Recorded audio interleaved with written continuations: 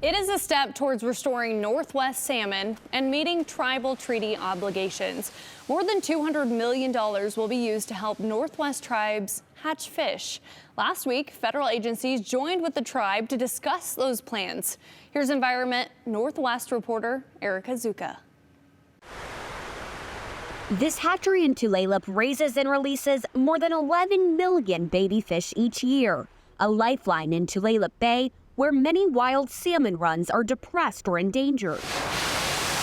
But the infrastructure is outdated. 50 years plus of not having maintenance, 50 years of technology and increases in science have meant that these structures have fallen behind.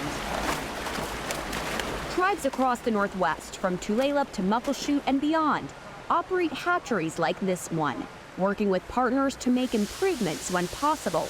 But a large influx of cash discussed Thursday will speed up the process for some. This is a much needed injection into the infrastructure that supports all of these hatcheries, which not only supports the tribal fisheries, but supports all of the non-tribal fisheries, up and down the West Coast. $240 million in Inflation Reduction Act money will go directly to tribes to modernize equipment. Now the process begins to determine which projects with which tribes. Tulalip hopes to use some of that funding to adjust to what they've learned from their work and advanced science. We're in need of upgrade to be able to better facilitate releases and brood stocking at the same time, multiple releases for multiple species here on site, because we're finding that timing is key to our releases, and so having any delay because of fish health issues or growth, we need to be able to release fish that are in the adjacent ponds. Legally, tribes have a right to half the catch, and governments have a responsibility to ensure there are fish to harvest. These hatcheries is part of our treaty trust obligation to the tribes in ensuring that they have fish for their fisheries as well as for their subsistence and ceremonial purposes. For Environment Northwest, I'm Erica Zuko.